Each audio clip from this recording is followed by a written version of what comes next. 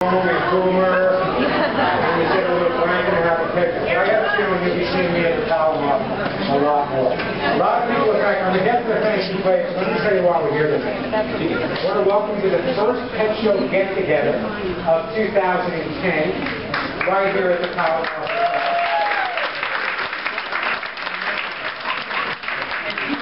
Warren, what's the purpose of this? Why are you doing this? And I'm going to tell you in one word why I'm doing it. F-U-N. Fun. That's what tonight's all about. Over the years, let's know, a lot of humane groups here, a lot of rescue groups here. I think 80% of the dogs here come from shelters. And over the years, we've cried together, we've laughed together, we've been devastated together. But you guys have always come through and helped the animals. And I felt that I needed to say thank you to my listeners and the people involved in the rescue and humane community, and that's why we're here tonight. This moron, this 6'2" moron, beat this dog to death for no reason whatsoever. And I had my audience from all over the country emailing to the district attorney's office in Riverside. I honestly believe it was your emails and those emails that made all the difference in the world. So you should all thank yourself for that. Take life from a very technical point of view. Dogs do this because wolves do this and cats do this because blah, blah, blah, blah, blah, blah, blah. Bottom line is this, folks. Your pets are part of your family. If you treat them like part of your family, you're going to have dogs and cats that get depressed. You're going to have dogs and cats that get anxious. Dogs and cats that are in bad moods. Just like people. They really do take on a personality. So when you hear people saying to you that all dogs react this way because, it's not true. One of the most common questions I get on the radio show is the question about dogs smelling each other. You can laugh if you want. Every one of you has been hit in the groin by a dog some point in your life. And from my perspective, everyone says to me, how do I stop my dog from sniffing the butts of other dogs at the dog park? They were made already, right? Well, from my perspective, a dog sniffing another dog, you've heard me say this on the air, it's like surfing the web. That's the internet. That's your dog Googling. All the information that dog needs is right there.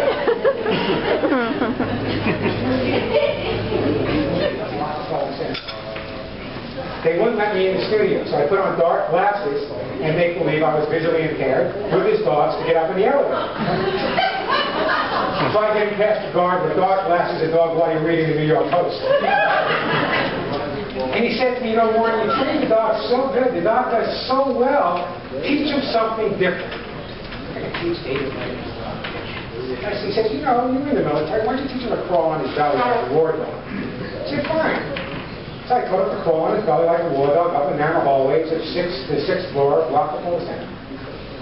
And Dave goes to me, Warren, I gotta tell you, that's the stupidest thing I've ever seen. And I said, Dave, if you think that's stupid, you should see some of the things people have asked me to teach their dogs over the years. That's the true story. Then there's the person who says to me, Warren, I wrote a list here because this is some of the weirdest questions I got. Can I share this with you? Yeah. Hey Warren, my dog will not let my wife and myself be infantry. How do I answer that? I understand where they're coming from because, you know, a lot of people probably have to say, oh, my dog watches me and my significant other. In fact, they're holding up a sign 8.2.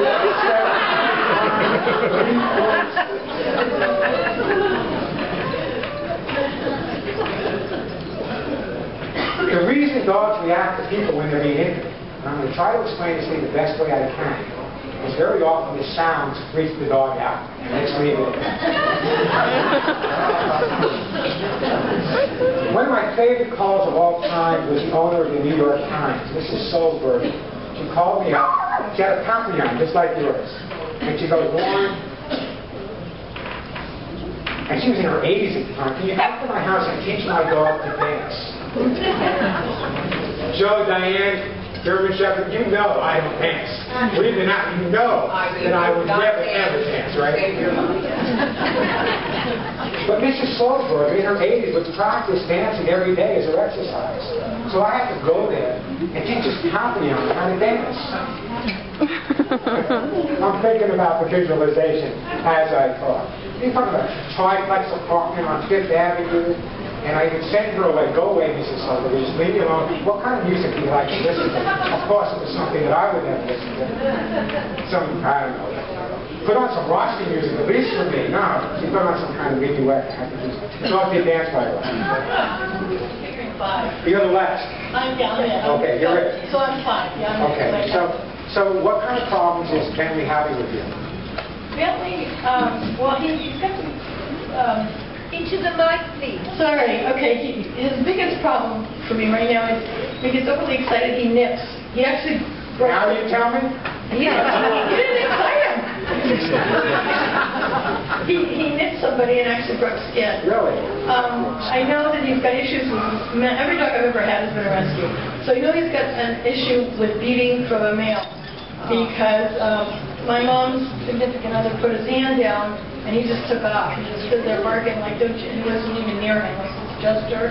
He thought he was going to get hit. So that was my... So in other words, what you're starting to see with him right now is the dog is obviously has either been abused or has some phobia. Absolutely. Right, man. Yes. Okay.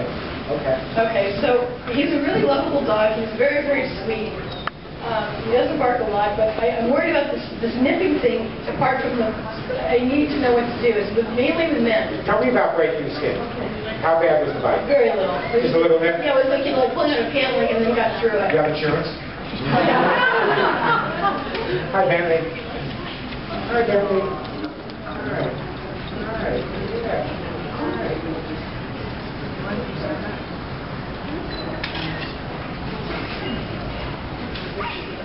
The reason for that, someone once said to me, the reason that dogs listen better to men is because men act more like dogs and women act more like humans. They try to explain. I don't buy it. Listen, here's how we're going to resolve it.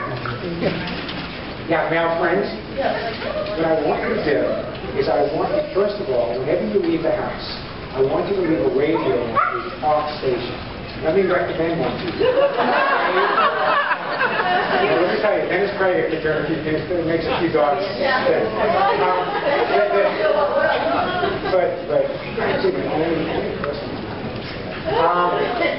But the bottom line is, what I want him to do is I want him to give a male message without the man being there. You all hear me okay? And the reason for that is I want the dog to be desensitized to the sound of men without them being there.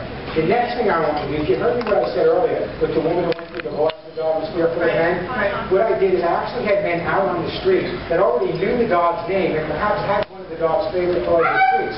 So when you take the dog out for a walk, and let's say you're halfway down the block, all of a sudden your buddy Joe's there, and Joe says, hey Bentley, how you doing? And hands Bentley a treat and walks away. Okay. Something positive happened and he leaves. Nothing negative happened at that point. The concept here, and you've heard me use this term a lot, let me go into the psychological term, counter conditioning, and what it means. When you have a dog that is fearful of anything, there's two ways to approach it. You can flood the dog, make him face the fear, which is going to make the dog totally neurotic in the future. Or what you can do is take the time to build up the dog's confidence so what it's afraid of now becomes a positive in its life. So if we can make him think that men are now the greatest thing since the invention of kibble, then we have the problem resolved. Hugs and kisses works fine too. So what I'm going to do is also what I'd like you to do is have some male friends of yours come to your house and emulate a date. But really, bring the biscuits for the dog, forget your flowers. You're not going anywhere. And just spend the night sitting and talking to you. And then if it's a close male friend of yours, have him leave a sweatshirt or a t-shirt with his scent in the house as well. But by letting the dog get desensitized to the sound of men, desensitized to being around men, in a matter of a month or so, you should have a dog that makes a 360 and really likes men a whole lot better.